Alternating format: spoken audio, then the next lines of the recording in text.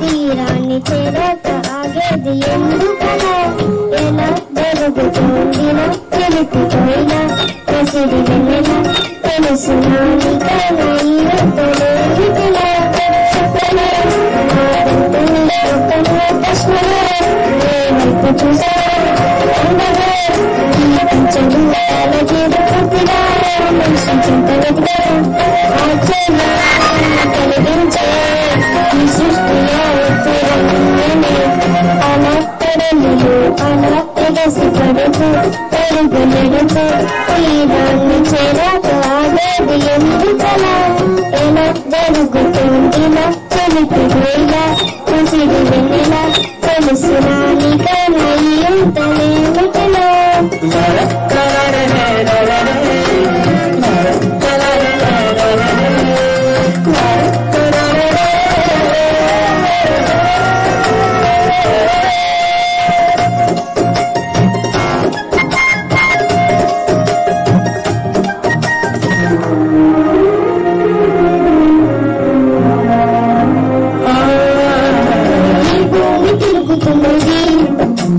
బ్రతకాలని ఇళ్ళలో నిలవాలని ఆ చెట్టు ఎదుగుతున్నది నీడనివ్వాలని తోడుకుండాలని కలిగి ఉన్నది క్రీస్తు లేకుండా కలగలేదు 7 రంగులు అందుకున్నది చూడాలని పరవశించాలని 2 వాడలు అందుకున్నది పరవశించాలని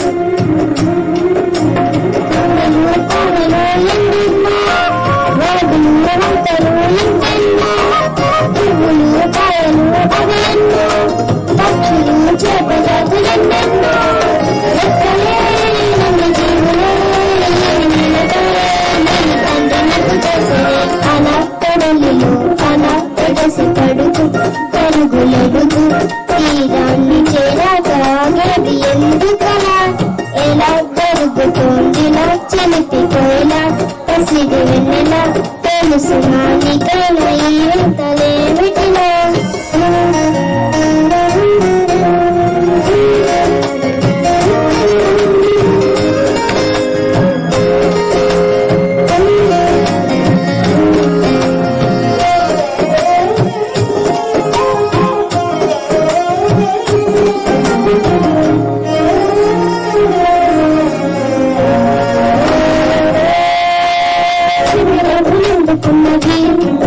నాటాలని మురిసిపోవాలని చుట్టి చెవులందుకున్నది పెద్దలని కలిగినది దిగిస్తూ లేకుండా కలగలేదు అందుకున్నది వెంట నడవాలని గట్టి తీరాలని బింబ చెప్పి బతుకున్నది సర్వలోకానికే తెలుసుకుంటాలని గర్భమందులంటో సూర్యుడారకుండా మండలమేంటో దయడు నుండి తరలి వస్తుందో మీకు చిలుకలాగా మారే కాదేంటో కొంతగలిగిన ఈ సంస్కరణ తెలిసి అలా కదలిలో ఎగసి పడుతూ పరుగులెడుతూ తీరాన్ని చేరాక ఆగేది ఎందుకలా ఎలా జరుగుతుందిలా చెలిపిపోయిలా పసిడి వెన్నెలా తెలుసునా నీకైనా ఇంతలేమిటిలా చిత్రమే నాకంతని లోకము ప్రశ్నలే ఏవైపు చూసా ఆన్సరే ఏడ ఉందని ఎతికిదే అందులే అద్భుతాలని చూసాను చదివాను ఈ సృష్టి దైవ కార్యమే అలా కడలిలో అలా ఎగసి పడుతూ పరుగులెడుతూ తీరాన్ని చేరాక ఆగేది ఎందుకలా ఎలా జరుగుతుందిలా చెలిపిపోయిలా పసిడి వెన్నెలా తెలుసునా నీకైనా ఇంతలేమిటిలా మాకు ఇచ్చినందుకు అందరములు మా సోదరులు నీ ప్రియకుమారులు రామకృష్ణ గారిని వారి కుటుంబాన్ని జ్ఞాపకం చేసుకోండి. వారి కుటుంబం ద్వారా జరుగుతున్నటువంటి నీ యొక్క సేవా కార్యక్రమాన్ని అభివృద్ధి పరచమని ప్రార్థన చేయించును.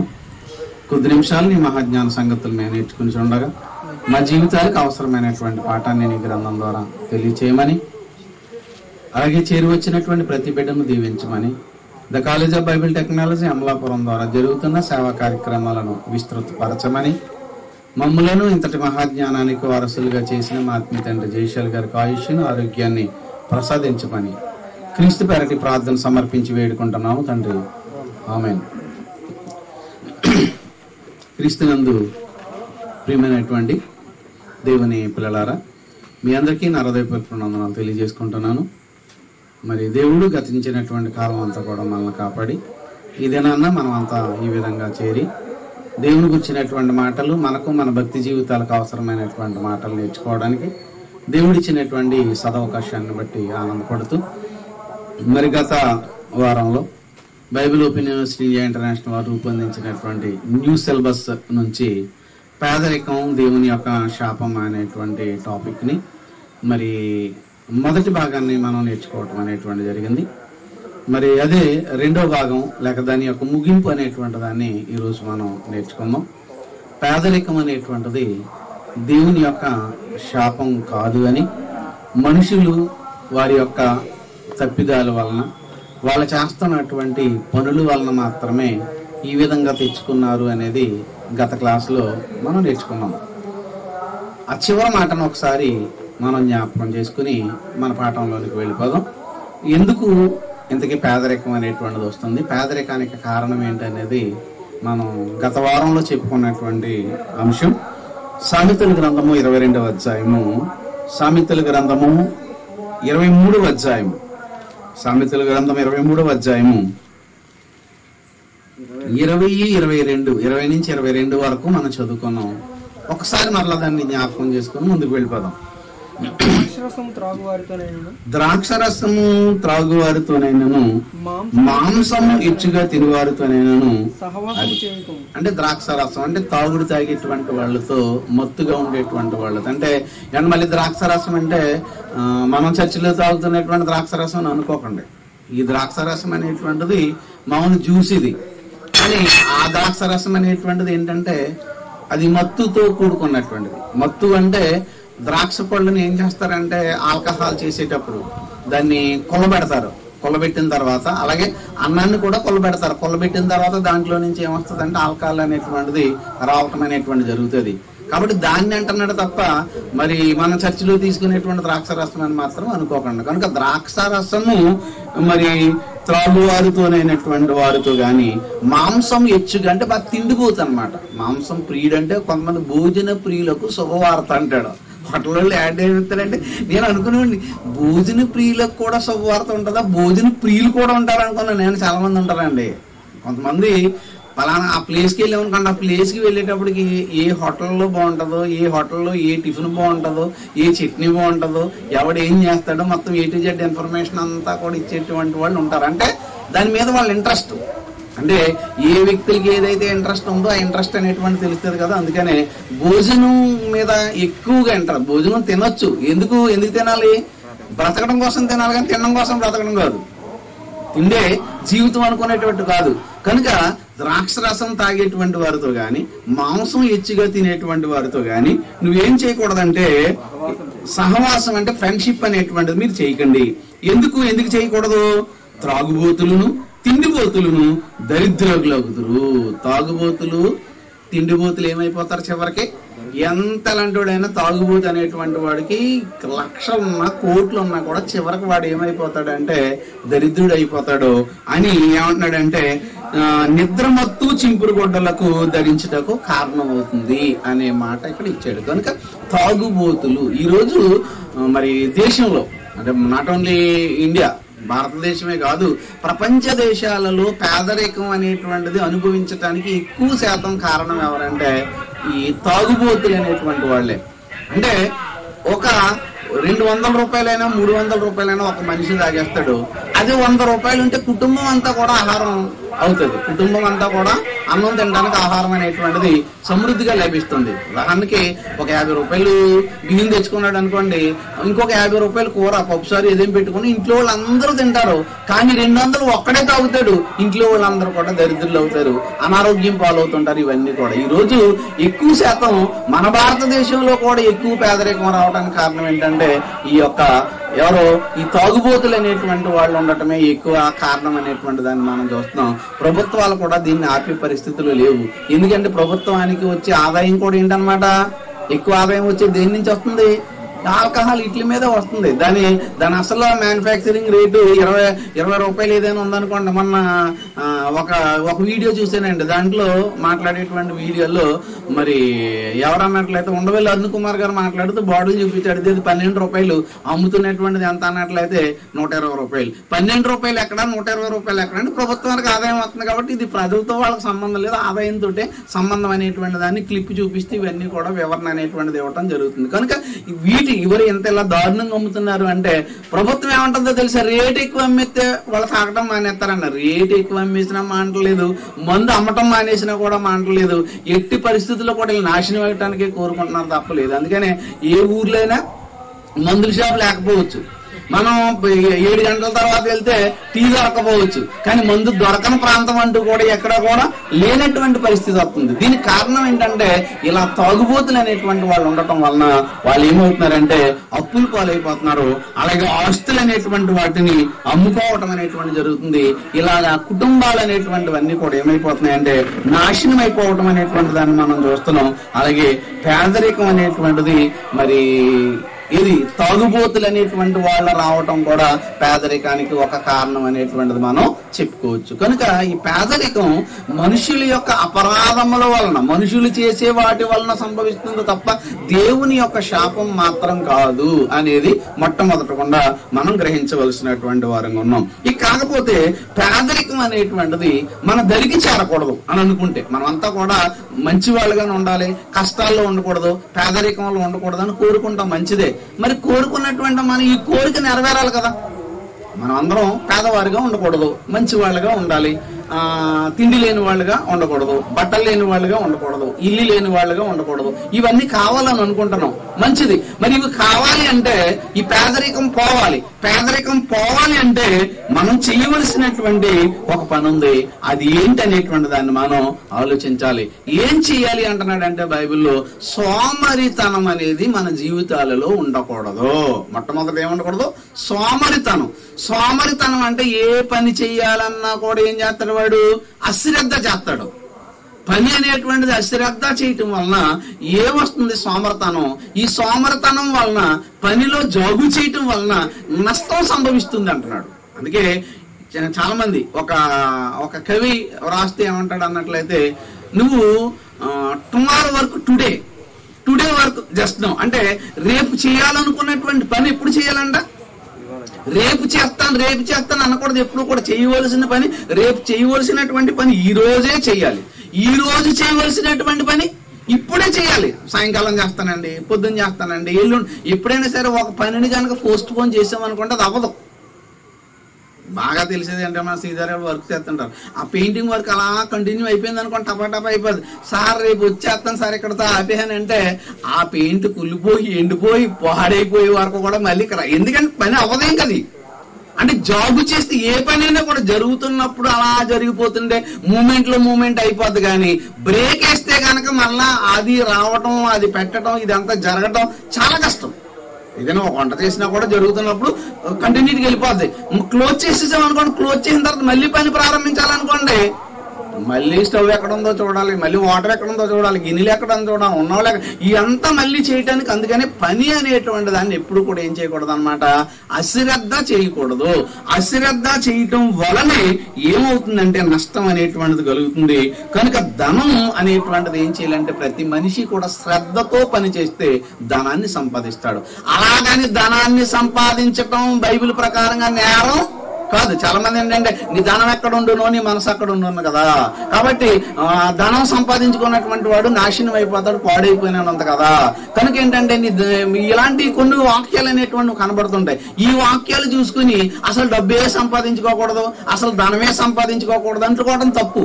ధనం సంపాదించవచ్చు, కానీ ధనం సంపాదించినటువంటి ధనం అది నీ కోసమే ఉపయోగించకూడదు. నేను సంపాదించుకున్నది మంచిదే, సంపాదించాలి, కానీ సంపాదించింది నీ కోసం నీ కుటుంబం కోసమే కాకుండా అది దేవుని పని కొరకు, దేవుని సేవ కొరకు, దేవుని కార్యక్రమాల కొరకు కూడా ధనం అనేటువంటిది ఏమవ్వాలంటే ఉపయోగపడాలి.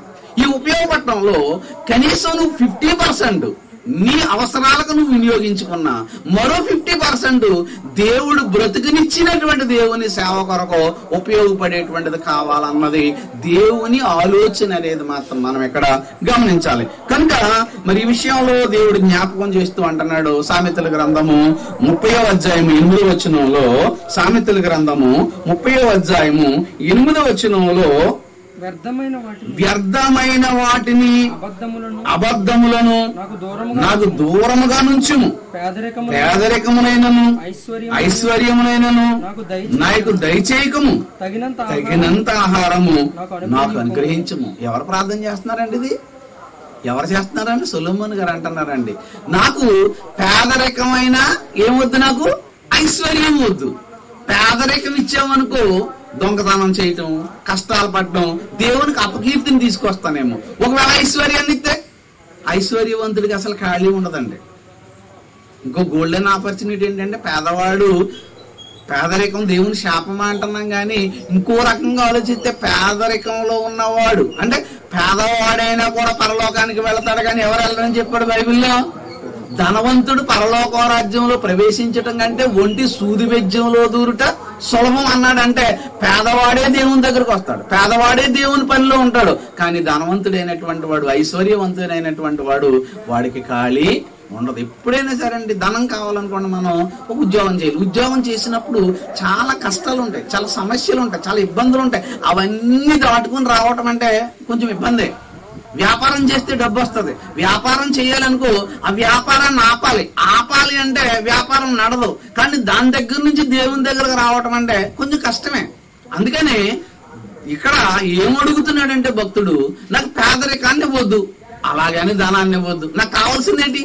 ప్రతి మనిషికి కావాల్సిందేంటి?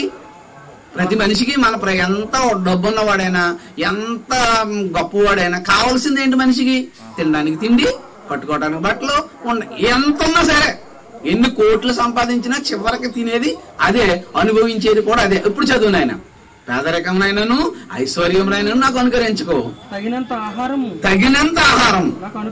నాకు అనుగ్రహించుము, ఎక్కువైన ఎడల నేను కడుపు నిండిన వాడనై నిన్ను విసర్జించి. చూసారు, ఎక్కువైపోతే ఏం చేస్తాడంటే కడుపు నిండితే ఏమవుతాడు?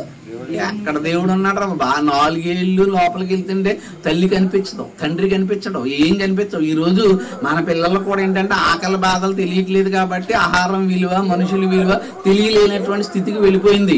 ఒకప్పుడు నిజంగా ఒక పూట తిని ఒక పూట గడిచినటువంటి వాళ్ళకి ఆకలి బాధ ఏంటో, ఆకలి కష్టం ఏంటో తెలుస్తుంది. మనం అన్ని పెడుతున్నాం తప్ప సగంలోనే కలిపేసి సగం నాకు వద్దు, నాకు నచ్చలేదు అంటున్నారు వీళ్ళు. కనుక అంటున్నాడు, బాగా కడుపు నిండితే నేను ఏం చేస్తానంటే ఎక్కువైన ఎడల కడుపు నిండిన వాడనే నిన్ను విసర్జించాడు. దేవుడు పట్టించుకోవడం ఇంకా. అంటే ఇప్పుడు దాన్ని బట్టి మనకు అర్థం అవ్వాల్సింది ఏంటి? డబ్బు ఉంటే మంచిదా లేకపోతే మంచిదా? కష్టం ఉంటే మంచిదా, మంచి ఉంటే మంచిదా? కష్టంలో ఉంటే 4 సార్లు ప్రార్థన చేస్తాడు. లేదనుకోండి, కరోనా టైంలో ఎంత ప్రార్థన చేసాడండి బాబు. పొద్దున్న లెగితే ప్రార్థన, సాయంత్రం లెగితే పొద్దున్న బైబిల్ చదివేయడం, సాయంత్రం.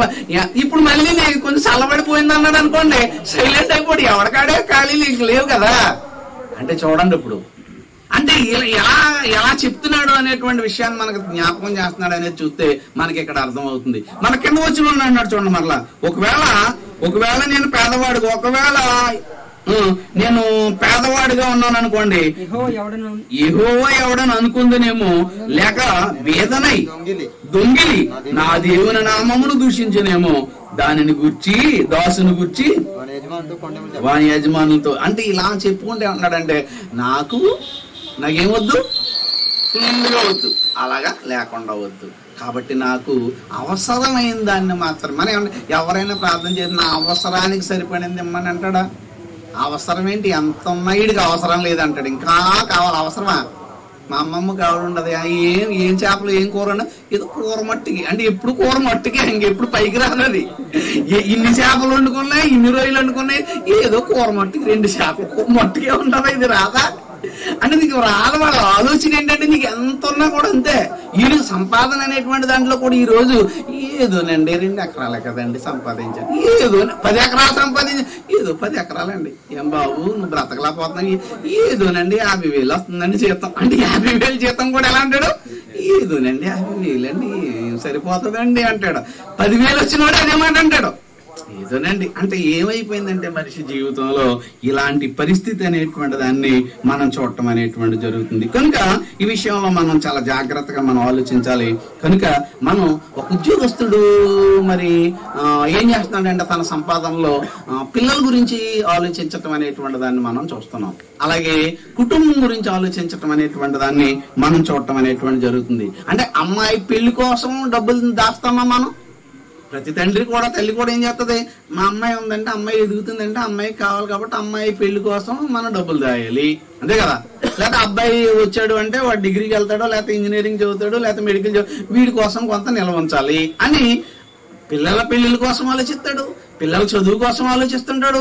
ఇలా ఆలోచిస్తూ ఏదో ఒక రూపాయిని వెనకేయటం అనేటువంటి దాన్ని ఆలోచించడంలో కుటుంబం కోసం తీసుకుంటాడు తప్ప మరి దేవుని కార్యక్రమంలో నేను ముందుకు వెళ్ళాలి అంటే దేవుని కోసం నేను ఏమన్నా ₹1 అయినా సేవ్ చేస్తున్నానా, ₹1 అయినా దాస్తున్నానా, వచ్చేటువంటి దాంట్లో నేను ఏం చేస్తున్నానని ఏ వ్యక్తి అయినా ఆలోచిస్తున్నాడంటే ఆలోచించాలండి. అలా ఆలోచిస్తే అసలు పేదరికం అనేటువంటిది మనిషి జీవితంలో ఏమవుతుందంటే అసలు కనపడద్దు అనేది బైబిల్ చెప్తున్నటువంటి వాస్తవం. ఇది చూద్దాం. మత్తయి సువార్త మరి యేసుప్రభు వారి దగ్గరికి వచ్చినప్పుడు ఒక ధనవంతుడు వచ్చాడు కదా. ఆ ధనవంతుడు వచ్చినటువంటి యవనస్తుడు ఏం చేస్తున్నాడంటే ఇదిగో మంచి కార్యక్రమాలు చేయాలంటే నేనేం చేయాలంటే ఈజీగా చేయాలని చెప్పినప్పుడు అతడు మరి అయితే మరి ఇంకా నేను ఇవన్నీ కూడా నేను చిన్నప్పటి నుంచి కూడా చేస్తున్నానని చెప్పినప్పుడు మరి ఇంకేంటంటే నీ జీవితంలో ఒకటే కొదువు ఉంది, ఆ కొదువు ఒకటి నువ్వు తీర్చమని చెప్పినప్పుడు జరిగినటువంటి సందర్భం చూస్తున్నాం. మత్తయి సువార్త 19:16-20 వచ్చిన వరకు చదువుకుందాం. ఇదిగో ఒకడు ఆయన యొద్దకు వచ్చి బోధకుడా నిత్య జీవం పొందటానికి నిత్య జీవం పొందాలంటే ఏ మంచి చేయాలి? మంచి ప్రశ్న అండి. ఇలాంటి ప్రశ్న ఎవరు అడగరండి. మంచి నిత్య జీవం పొందాలంటే నేను ఏం చేయాలయ్యా అని అడిగారు. చక్కగా అడిగారు ప్రశ్న. ఆయన కూడా వివరణ కూడా చక్కగా ఎత్తున్నట్టు. అందుకైనా మంచి కార్యం గురించి నన్ను ఎందుకు అడుగుతున్నావు? మంచివాడు ఒక్కడే. అది నువ్వు జీవంలో ప్రవేశించాలంటే నువ్వు పరలోకానికి వెళ్ళాలనుకుంటే ఆజ్ఞలు గైకోనమన్నాడు. అతడు అంటున్నాడు ఈ ఆజ్ఞలు అడిగాడు. అప్పుడు యేసుప్రభు అంటున్నారు నరహత్య చేయొద్దు, వ్యభిచరించవద్దు, దొంగిల్లవద్దు, అబద్ధ సాక్ష్యం పలుకోవద్దు, తల్లిదండ్రులను సన్మానించము. ఎంత ఎన్ని చెప్పాడు చూడండి. ఇన్ని చెప్పాడు అట. ఇన్ని చెప్పేటప్పటికి ఆయన ఏమంటున్నాడు చూడండి. అందుకే యవ్వనుడు ఇవన్నీ అనుసరిస్తున్నాను, ఇంకా నాకు కొద్దివేంటి అసలు ఇవన్నీ మీరు చెప్పిన అన్ని చేస్తున్నాను, 100% చేస్తున్నాను. నిజంగా చూడండి ఎంత గొప్పవాడు, మంచివాడు కదా, చాలా మంచివాడు కదా. అనాహ చేయలేదు, వ్యభిచారం చేయలేదు, దొంగతనం చేయలేదు, తల్లిదండ్రులు గౌరవిస్తున్నాడు, అమ్మ నిన్ను వాళ్ళని ఇవన్నీ చేస్తున్నాడు. అప్పుడు ఏం చెప్పాడు చూడండి ఆయన. అందుకేసు నువ్వు పరిపూర్ణుడొకటకు కోరిన ఎడలా ఇప్పుడు పరిపూర్ణుడు కావాలంటే ఏమడ్డం ఇతనికి అంటే ఇవన్నీ చేస్తూ దేవుని దగ్గర రాకుండా వీటి చుట్టూ తిరుగుతున్నాడు, అంటే ఆస్తి చుట్టూ తిరుగుతున్నాడు. అప్పుడు నువ్వు ఇది అమ్మేసావు అనుకో, బీదలకు ఇచ్చేసావు అనుకో, అప్పుడు నువ్వు నా దగ్గరికి వచ్చే అన్నాడండి. అప్పుడు ఏం చేశాడంటే ఇన్ని మంచి పనులు చేస్తున్నటువంటి అతను మిక్కిలి ధనవంతుడు కనుక అతను హృదయంలో నొచ్చుకున్నాడు. అక్కడి నుంచి దూరంగా వెళ్ళిపోయాడు. అంటే మీరు ఆలోచించండి, ధనవంతులు దేవుని యొక్క ఆశీర్వాదం పొందిన వాళ్ళు, ధనవంతులు దేవుని యొక్క బిడ్డలు అని లోకం అనుకుంటుంది. కానీ ధనవంతులైనటువంటి వాళ్ళు దేవునికి దూరంగా ఉంటున్నటువంటి వాళ్ళుగానే మనం చూడటం అనేటువంటి దాన్ని జరుగుతుంది. కనుక ధనం అనేది కష్టపడటం వలన అనేటువంటిది లభిస్తుంది. కాబట్టి లభించటం, కష్టపడటం అనేటువంటిది నేరము కాదు, డబ్బు సంపాదించడం అనేటువంటిది నేరం కాదు. సంపాదించిన ఈ ధనాన్ని కేవలం నీ కుటుంబం కోసమే కాకుండా దేవుని కోసం కూడా ఆలోచించవలసిన చేయవలసినటువంటి అవసరం అనేటువంటిది ఉంది అనేది జ్ఞాపకం చేస్తున్నాడు. చూద్దాం ఒకసారి హెబ్రీయులకు రాసినటువంటి పత్రిక అపోస్తలుడైన పౌలు గారు హెబ్రీ సంఘాన్ని ఉద్దేశించి రాస్తున్నటువంటి సందర్భంలో 10వ అధ్యాయము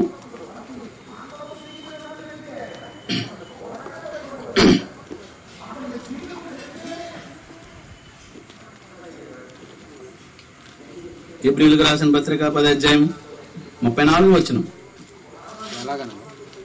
హెబ్రీయులకు రాసినటువంటి పత్రిక 10వ అధ్యాయం 34వ వచనం చదువుతున్నారండి. ఎలాగనగా మీరు ఖైదులో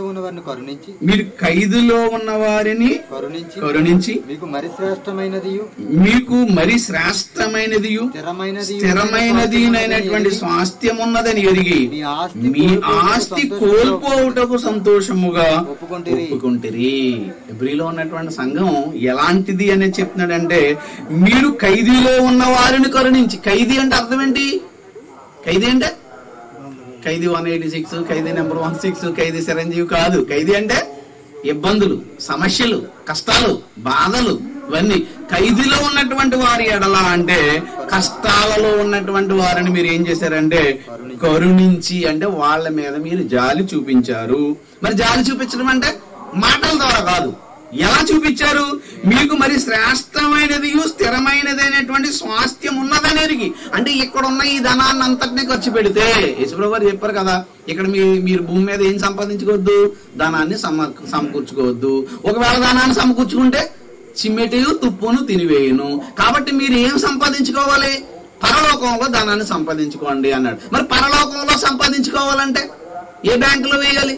అంటే భూమి మీద నువ్వు సంపాదించిన ఈ సంపాదనను దేవుని కొరకు పెట్టుబడి పెడితే, దేవుని పనికి నువ్వు వినియోగిస్తే అది ఎక్కడ ఏ ఖాతాలో పడుతుంది అన్నాడు అంటే పరలోకపు బ్యాంకులో నిల్వ ఉంటుంది అన్నాడు. దానికి నీకేముందంటే ప్రతిఫలం ఉంది. అదండి ప్రతి క్రైస్తవుడు దాచుకోవాల్సింది ఏంటంటే అక్కడండి. చాలా మంది లైఫ్ ఇన్సూరెన్స్ చేస్తుంటారు, లైఫ్ పాలసీ అనేటువంటి దాన్ని తీసుకుంటాడు. డెత్ ఇన్సూరెన్స్ అంటే నువ్వు చచ్చిపోయింది అనుకోండి 10 లక్షలు వస్తుంది. ఎంత ఎత్తని? ఇంకో 5 లక్షలు నువ్వు చేసావు అనుకో, లేక ₹1,00,000 చేసావు అనుకో, చచ్చిపోయిన తర్వాత ఇది తీసుకోవడం లేదు, అనుభవించడండి. కానీ నిజంగా దేవుని కొరకు నువ్వు చేసావు అనుకోండి, అదే నువ్వు ఇక్కడ ₹10 నువ్వు దేవుని కొరకు ఖర్చు పెడితే అక్కడ ఎంత వస్తుంది అన్నాడు తెలుసండి? 100 రెట్లు. అబ్బా, ₹10కి ఎంత? 100 అంటే ₹100, ₹1000, 100 రెట్లు అంటే అంతే కదా. ₹1000 అంటే ₹10 పెట్టుబడి. ఇంత గొప్పది ఏముందండి అసలు? ఇంత ఏమండి ఏ ఇన్సూరెన్స్ వాడని ఇస్తాడేంటండి? ₹10 ఇస్తున్నాను, ₹1000 తీసుకొని అంటారు. అసలు ఎక్కడ లేదు. అది దేవుడిచ్చేది అదేనండి. అంతే. ఎంత గొప్పదో ఆలోచించండి. ఇలా దాసేవాళ్ళు ఎవరున్నారు? జీతం వచ్చింది అనుకోండి, జీతం వచ్చిన వెంటనే ఫస్ట్ ఏం చేస్తాడో తెలుసండి? జీతం తీసుకుని వాళ్ళు మనం అందరం చేసేటువంటి దాని గురించి జీతం వచ్చిన వెంటనే ఫస్ట్ ఏం లెక్కేస్తాడో తెలుసా? మనం ఏం చేయాలంటే ఇప్పుడు ఫస్ట్ మనం కిరాణా కట్టేయాలి. కిరాణాకి ఎంత లెక్కేసుకుంటాడు, అయిపోయింది. ఇప్పుడు పాలోడికి ఇచ్చేయాలి, పాలోడికి ఎంత, అయిపోయింది. కిరాణా అయిపోయింది, పాలు అయిపోయింది. తర్వాత పిల్లవాడు ఫీజు ఎంత, అంతే కదా. పిల్లవాడు ఫీజు ఎంత, ఫీజు అయిపోయింది. ఫీజు అయిపోయిన తర్వాత కరెంటు బిల్లు ఎంత ఉంది, మరి కరెంటు బిల్లు కూడా అయిపోయింది, అంతే కదా. అంటే తర్వాత ఎన్ని అయిపోయిన తర్వాత అన్నం మిగిలిందో దేవుడి దగ్గరికి వచ్చేటప్పటికి అన్నం మిగిలిందంటే వీడికి ₹1,00,000 వచ్చిన పాలు బిల్లు, కరెంటు బిల్లు, స్కూల్ ఫీజులు, మన పెట్రోల్ ఛార్జెస్, తర్వాత ఇంట్లో ఉండేటువంటిది కార్యక్రమాలు, ఇవన్నీ తీసేటప్పటికి ₹100 మిగులుతుంది. ఆ అబ్బాయి దేవుడి దగ్గరికి వచ్చేసి నేను ఇచ్చేసాను అంటాడు. ఇదా ఫస్ట్ నువ్వు తీయవలసింది ఎక్కడో తెలుసా? నీకు శాలరీ వచ్చాను ఫస్ట్ తీయవలసింది ఇదిగో దేవుని కొరకు, ఇదిగో ఎంత నేను ఇవ్వాల, ముందు అది ఇవ్వి తర్వాత మిగిలిన ఖర్చులోనికి వెళ్ళాలి. ఇది జీవిత పరమార్థం అంటే. ఇలా చేసేవారు ఎంతమంది ఉన్నారో ఒక్కసారి మన గుండెల మీద మనం చేయి పెట్టుకుంటూ ఆలోచిస్తే తెలుస్తుంది. అంటే అన్ని అయిపోయిన తర్వాత ఇప్పుడు మనం ఇంట్లో అన్నం వండుకున్నామండి, తినేసామండి, మిగిలింది ఏం చేస్తాం? ఒక్క పడేస్తాం, అడుక్కుని కూడా వేస్తాం, అంతే కదా. అంటే నువ్వు అన్ని ఖర్చులు తీసేసుకుని ₹10 నువ్వు పడేస్తున్నావు, ₹100 నువ్వు వేస్తున్నావు అంటే దేవుడి మీద ఉన్న నీ ప్రేమ ఏంటది అసలు? అంటే దేవుడు నీ దృష్టిలో అంత బెగ్గరా, అంత నీచుడా, అంత తక్కువైనటువంటి వాడా? అంటే నువ్వు దేవుణ్ణి ప్రేమిస్తున్నాను అనుకుంటున్నావు, దేవుడి కోసం ప్రార్థన చేస్తున్నాను అనుకుంటున్నావు, కానీ దేవుని మీద నీకు సరైనటువంటి అవగాహన అనేది నీకు లేదు. నువ్వు నిజంగా దేవుణ్ణి ప్రేమిస్తే మొదటి ప్రయారిటీ అన్నాడు, పూర్ణ హృదయంతో పూర్ణ ఆత్మతో మొట్టమొదటి ఫస్ట్ ప్రిఫరెన్స్ ఎవరికి ఇవ్వాలి అంటే నీ జీతం వచ్చిన వెంటనే నువ్వు చేయవలసింది ఇదిగో దేవుని కార్యక్రమం కొరకు నీది. అంతే, జీతం వచ్చింది, పాలు బిల్లు కట్టేస్తాను, కిరాణా బిల్లు కట్టేస్తాను, పిల్లల ఫీజు కట్టేస్తాను, ఇది ఏం కాదు. నీకు ఇవన్నీ ఉన్నా లేకపోయినా ఫస్ట్ నీకు వచ్చిన ఇవన్నీ అయిపోయిన తర్వాత మిగిలితే చేద్దాం. ఎక్కడండి సార్ నాకు అప్పులు పాలైపోయిన చేయలేనని అంటాడు. అప్పులు పాలైపోయిన హాస్పిటల్కి వెళ్ళడం మానేస్తావా? అప్పులు పాలైపోయిన చదివించడం మానేస్తావా? అప్పులు పాలైపోయేవని తినడం మానేస్తావా? ఏది మాండవు, ఏది తగ్గడో. కానీ దేవుడి దగ్గరికి వచ్చేటప్పటికి దేవుడి దగ్గర ఏం చూపిస్తాడో ముండి చేయి చూపిస్తాడండి.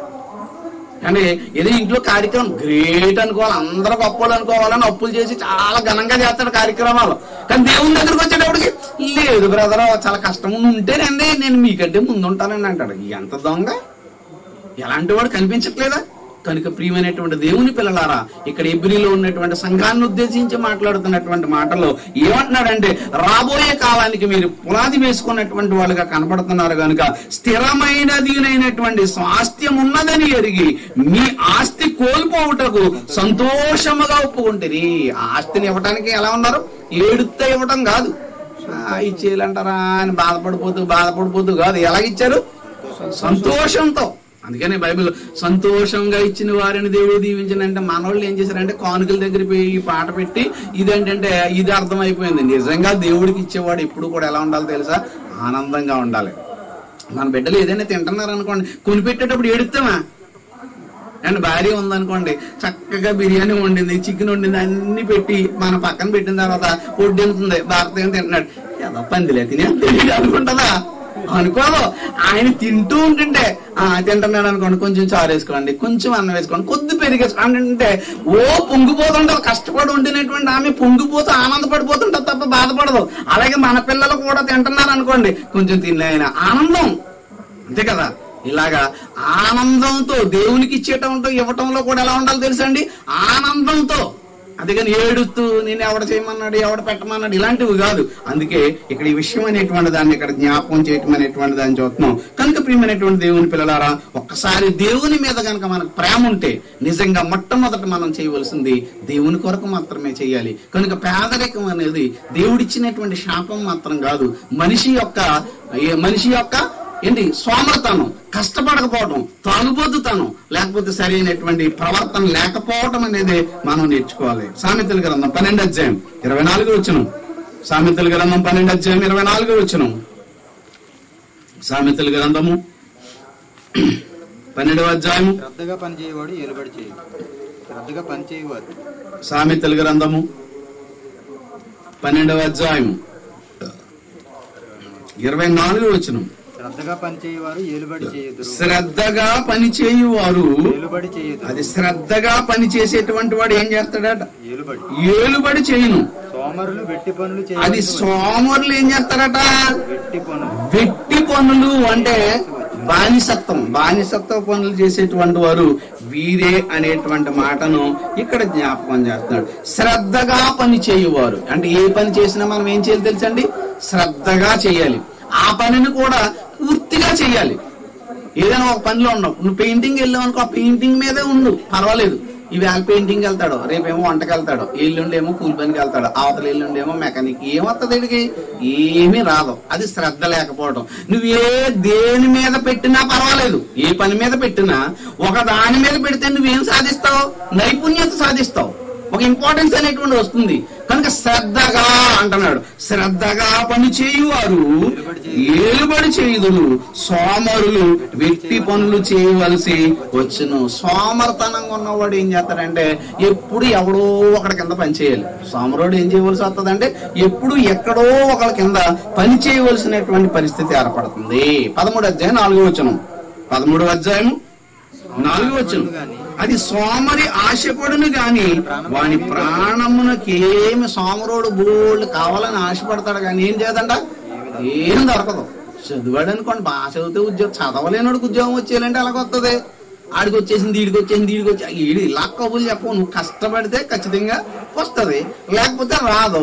సోమరుడు నువ్వు అర్ధరాత్రి వరకు ఏంటి ఉదయం వరకు పడుకున్నావు, 10 గంటల వరకు పడుకున్నావు, స్కూల్కి వెళ్తే లేటు, వచ్చేటప్పుడు లేటు, చదవటం లేటు, రాయటం లేటు, అన్ని లేటే, నీ బ్రతికే లేటు. నువ్వు సోమరుడివి, ఇంకెక్కడ సక్సెస్ అవుతావు? అందుకని అన్నాడు ఇక్కడ, సోమరి ఆశపడును కానీ వాని ప్రాణంకేమీ దొరకదు, శ్రద్ధ గల వారి ప్రాణము పుష్టిగా ఉండును.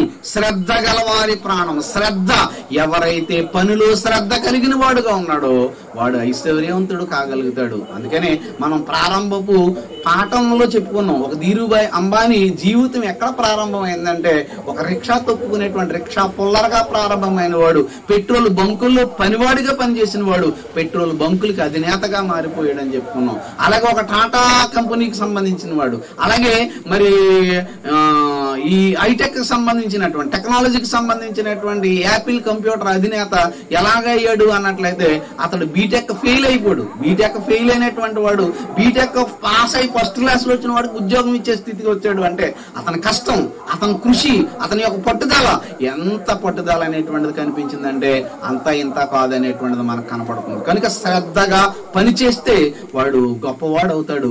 అంటే పేదరికంలో ఉండటానికి కారణం శ్రద్ధగా పని చేయకపోవడం, తాగుబోతులుగా ఉండటం, అశ్రద్ధ ఉండటం, దేవుని మీద నమ్మకం లేకపోవడం, దేవుడు చెప్పినట్టుగా ఉండకపోవడం, ఇంకొంతమంది అయితే స్వార్థపరులు అయిపోవడం, కొంతమంది దోచుకునేటువంటి వాళ్ళు అయిపోవడం, కొంతమంది ఏంటన్నట్లయితే మరి ఉన్నవాడు దోచుకుని మరింత ఉన్నవాడిగా అయిపోతున్నాడే తప్ప వెనకున్నటువంటి పరిస్థితుల గురించి పట్టించుకోవాలనేటువంటి స్థితికి రావడం అనేది ఇక్కడ కనబడుతుంది. 18వ అధ్యాయం, అదే 18వ అధ్యాయం 9వ వచనం, 18వ అధ్యాయం సామెతల గ్రంథము 9వ వచనం, పనిలో జాగు చేయవాడు నష్టము చేయవానికి సోదరుడు. అమ్మా ఈడికో ఫ్రెండ్ అన్నాడు.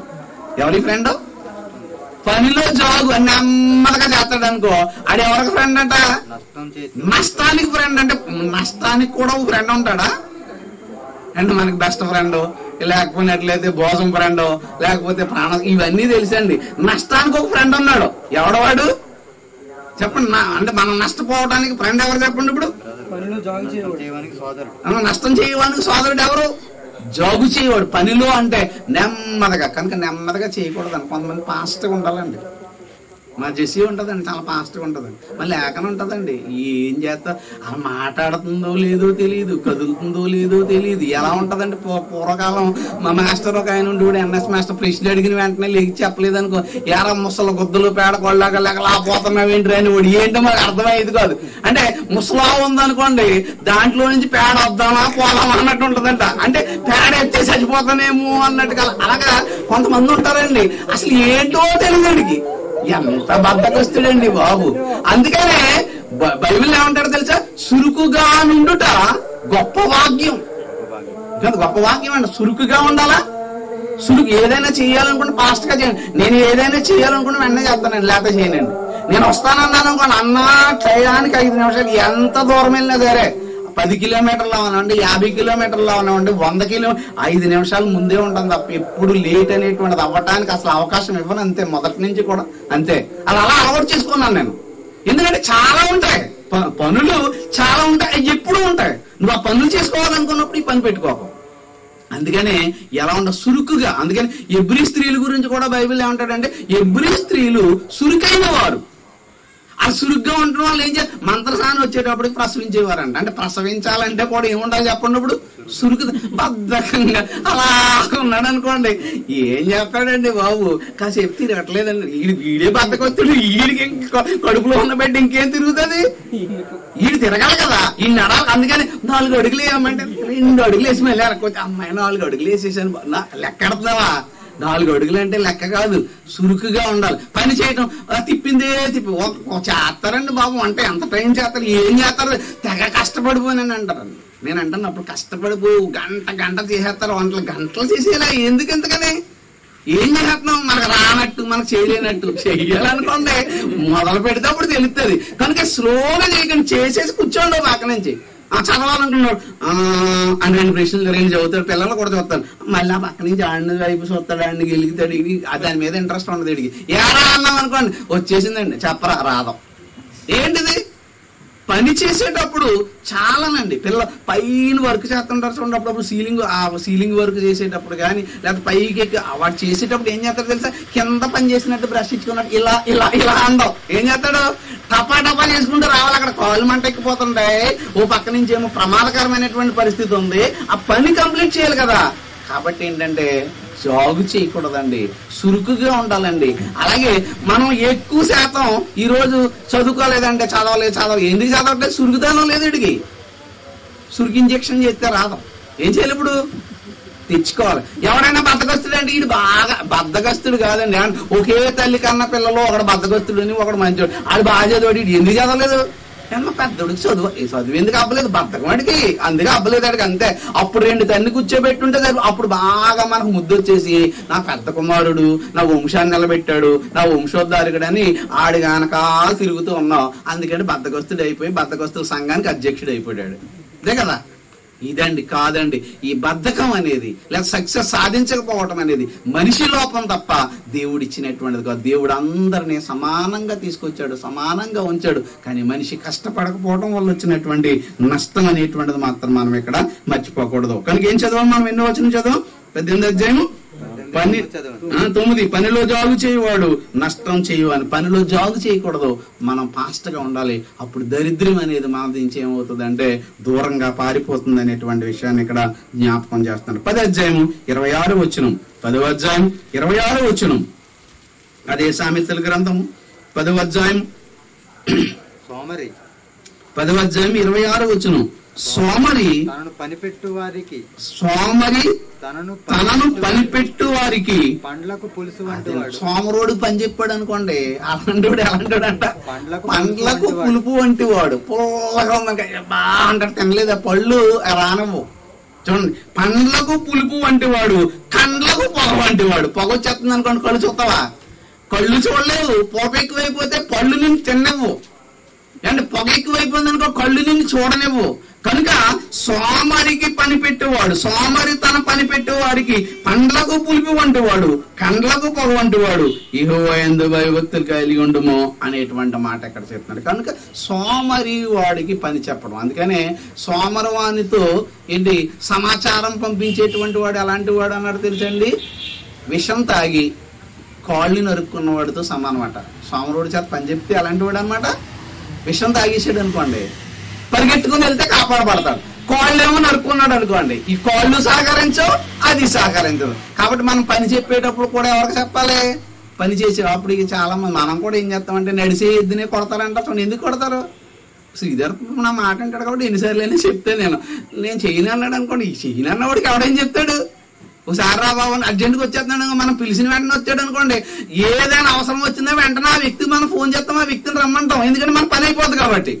మనం చెప్పినప్పుడు రాలేదనుకోండి, రాం కదా. అందుకని ఎవడైతే యాక్టివ్ గా ఉంటాడో అంటున్నాడు. కనుక సోమరతనంతో ఉండకూడదు. పని అనేటువంటిది కూడా చెప్పడంలో కూడా అలాంటి. కనుక మనం కూడా ఇప్పుడు కూడా మరి ముఖ్యంగానండి కాలేజీకి వెళ్ళాలి, స్కూల్కి వెళ్ళాలని చాలా ఫాస్ట్ గా తయారైపోతాడండి, టపా టపా టపమండి వెళ్ళిపోతాడండి. కానీ దేవుడి దగ్గరికి రావాలంటే ఈ సర్దుకుని అంత కాదండి. ఏమండి, లోకం దృష్టిలో మనం పడాలనుకోండి, అందరి దృష్టిలో మనం గొప్పవాడు కావాలనుకోండి, మనం నీట్ గా డ్రెస్ వేసుకొని ఇన్షర్ట్ చేసుకుని వెళితే అందరి దృష్టిలో పడతాం. కానీ దేవుని దృష్టిలో పడాలనుకోండి, ఆ బట్టలు మాసిపోయి ఆ బట్టలు మురుక్కం పోట్టి అవి నలిగిపోతేనే దేవుని దృష్టిలో పడతావు తప్ప నీట్ గా షూటు బూట్ వేసుకుని పైకి ఎక్కాడు అనుకోండి, ఈడే కనిపిస్తా ఆడ దేవుడి దృష్టిలో పడ్డండి.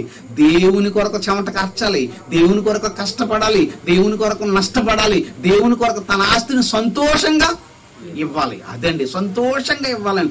ఎప్పుడు దేవునికి ఇచ్చేటప్పుడు ఎప్పుడు కూడా మీరు మూలుకొనకండి, మీరు ఎప్పుడు బాధపడకండి. అలా బాధపడుకుంటూ ఇస్తే దేవుని ఆశీర్వాదం కాదు. దేవునికి ఇచ్చేది కూడా మొదటే మీరు దేవునికి ఇవ్వండి, రెండోసారికి మొత్తం అసలు అవకాశం అనేటువంటిది ఇవ్వద్దు అనేటువంటి మాట ఇక్కడ జ్ఞాపకం చేస్తున్నాడు. 6వ అధ్యాయము 9వ వచనం, సామెతల గ్రంథము 6వ అధ్యాయము 9వ వచనం, 6వ అధ్యాయం 9వ వచనంలో సోమరి ఎందాక నీవు పండుకో. సోమరుడు ఎప్పుడు పడుకోవడమే, వాడికి నిద్రే నిద్ర అన్నమాట. సోమరి ఎందాక నీవు పండుకొని ఎందువు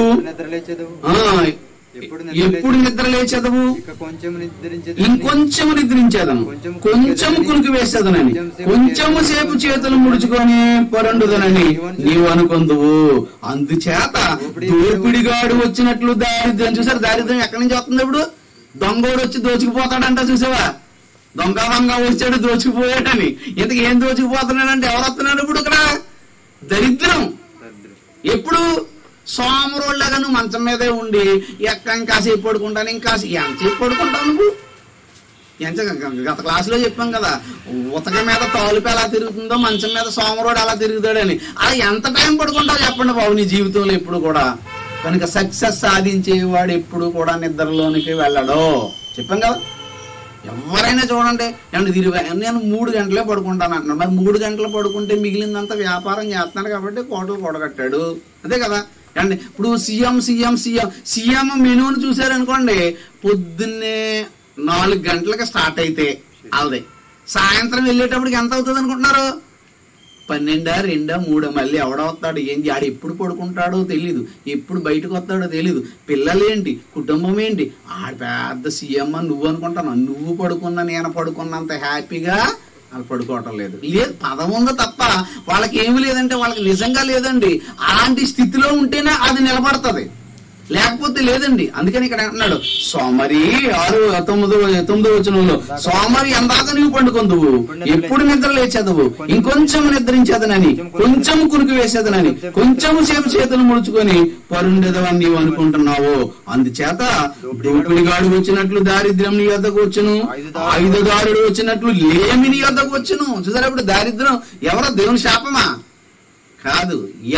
ఎవర బుద్ధిహీనత? అది సోమరుడు బుద్ధిహీనత. సోమరంగా ఉండటం వలన, బద్ధకస్తుడిగా ఉండటం వల్ల, కష్టపడి పని చేయకపోవటం వల్ల, పని చేసి సంపాదించింది నిలవ పెట్టుకోవటం చేత కాకపోవటం వల్ల, పెట్టుకున్నది దాచుకోవటం చేత కాకపోవటం వల్ల, తాగుబోతులు అయిపోవటం వలన, తిరుగుబోతులు అయిపోవటం వలన, అవలక్షణాలన్నీ నేర్చుకోవటం వలన, దేవుని యందు భయభక్తులు లేకపోవటం వలన. కనుక ప్రియమైనటువంటి దేవుని పిల్లలారా, మరి ఇక్కడ పేదరికం అనేది దేవుని శాపమా అని మనం ఆలోచిస్తే పేదరికం దేవుని యొక్క శాపం మాత్రం కాదు. మనుషుల యొక్క దౌర్భాగ్యపు స్థితి, మనుషుల యొక్క కష్టం. కానీ వీళ్ళు ఏమనుకుంటున్నారు అన్నట్లయితే, మరి సోషలిస్టులు అనేటువంటి వాళ్ళు, లేకపోతే కార్ల్ మార్క్స్ సిద్ధాంతం అనేవాళ్ళు, ఒకడిని గొప్పవాడిగా చేశాడు దేవుడు, ఒకడిని పేదవాడిగా చేశాడు, ఇది దేవుని యొక్క తప్పు అని అనుకుంటున్నారు. కానీ దేవుడు అందరినీ సమానంగానే చేశాడు. ఆదికాండంలో మనం చూసాం కదా, ఆదికాండంలో ఆదామును చేసిన తర్వాత, ఆదాము ఒంటరిగా ఉండకూడదని అవ్వను చేసిన తర్వాత, వాళ్ళిద్దరినీ కూడా మీరు ఫలించి అభివృద్ధి చెంది భూమిని నిండించండి అని కోరుకున్న తర్వాత మీరేం చేస్తారో తెలుసా? ఆకాశ పక్షులను, మరి సముద్రంలో చేపలను, భూమి మీద పాకే ప్రతి సమస్త జీవుని మీరు ఏలండి, మీరు ఏలుకలు కండి, మీరు రాజులు కండి, మీరు నాయకులుగా ఉండండి మీరంతా కూడా అని వాళ్ళని కోరుకుంటే, కొంతకాలం అయిన తర్వాత ఇశ్రాయేలు ప్రజల్లో నాయకత్వం కావాలని, మాకు రాజు కావాలని కోరుకున్నప్పుడు ఆయన అన్నాడు, రాజు వద్దు, రాజు ఉంటే మీరు బానిసలుగా మారిపోతారు, కనుక మీరు కుమారులుగానే నేను చూడాలనుకుంటున్నాను తప్ప కాదంటే మాకు కావాలి బాబు, కావాలి కావాలి కావాలని కోరుకున్నారు. అలా కోరుకున్న తర్వాత రాచరికం వచ్చింది. రాచరికం వచ్చిన తర్వాత ప్రభుత్వాలు వచ్చినాయి. ప్రభుత్వాలు వచ్చిన తర్వాత నాయకులు వచ్చారు. నాయకులు వచ్చిన తర్వాత దోచుకునేవాడే నాయకుడు అయిపోయాడు. ఈ నాయకుడు ప్రజల కోసం పనిచేసేటువంటి వాళ్ళు కాకుండా పోయాడు. అందుకే దేవుడు ఒకడ నాయకుడు అవ్వాలని అనుకుంటే ఏం చేయాలి తెలుసా? సమస్తము పంచాలి, సమస్తాన్ని కూడా చెయ్యాలి. అందుకే యేసు ప్రభు తన దగ్గర ఉన్న దాన్ని అంతటినీ పంచాడు. ఏ విధమైనటువంటి ₹1 బ్యాంక్ బ్యాలెన్స్ సంపాదించుకున్నట్లుగా మనకి ఎక్కడా కూడా కనబట్టలేదు. అపోస్తలులు కూడా వాళ్ళకున్న వాటిని సరసరాస్తులన్నీ అమ్మారు, దేవుని కోసం ఖర్చు పెట్టారు. వాళ్ళు చేసుకున్నటువంటిది ఏమి కూడా కాదు. కనుకనే వాళ్ళ పేర్లు ఈ రోజు భూమి మీద మనం చెప్పుకుంటున్నాం, మనం చదువుకుంటున్నాం. కనుక మనం కూడా దేవుని పిల్లలుగా ఉండేటువంటి మనం అంతా కూడా కష్టపడాలి, కష్టపడి పని చేయాలి, సంపాదించుకోవాలి. సంపాదించిన దాన్ని మనం వినియోగించుకోవాలి. అలాగే దేవుని పని కొరకు, దేవుని కొరకు కూడా వినియోగించుకుని దేవునిలో బాలిభాగస్తులుగా మనం అందరం కావాలని, ఉండాలని. ఈ పేదరికం అనేది దేవుని యొక్క శాపం మాత్రం కాదని మీరు గ్రహించాలని, ఇలా శాపం అనుకున్న అనేకులకు కళ్ళు తెరిపించి దేవుని యొక్క జ్ఞానపు సంగతులు మీరు తెలియచేయాలని మనసారా కోరుకుంటూ ఈ మాటలు తెలియజేస్తున్నాను.